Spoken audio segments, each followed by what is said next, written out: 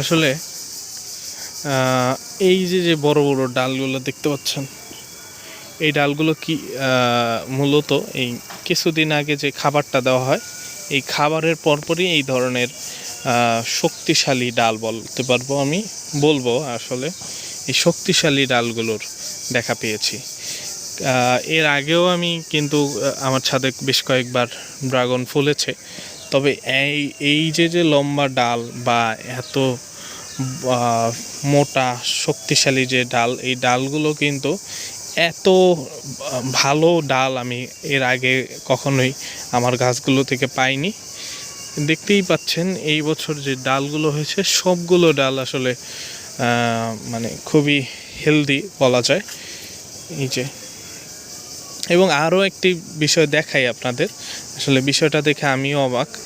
আমাদের এই যে নতুন সেট আপটা রয়েছে, এইখানে একটা ডাল আপনার এইখান থেকে শুরু করে এই যে দুইটা বাঁশ ক্রস করে উঠেছে, আপনারা দেখেন এইখানে কিন্তু টোটালি একটা ডাল, এই যে টোটালি একটা ডাল, কোথাও কোনো জয়েন্ট নেই।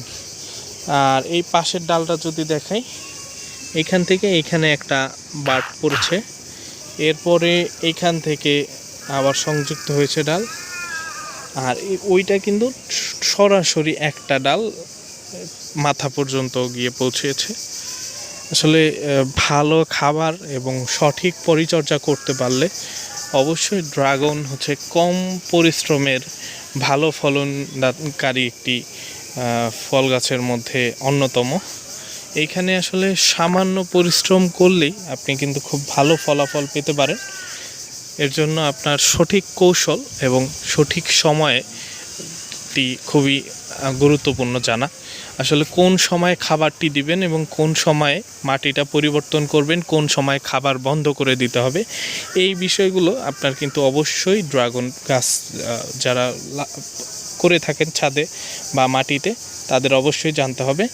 আর আরেকটা বিষয় হচ্ছে, আমার অল্প কিছুদিন আগে কিন্তু একটা সমস্যা দেখা দিয়েছিল। সেই সমস্যাটি হচ্ছে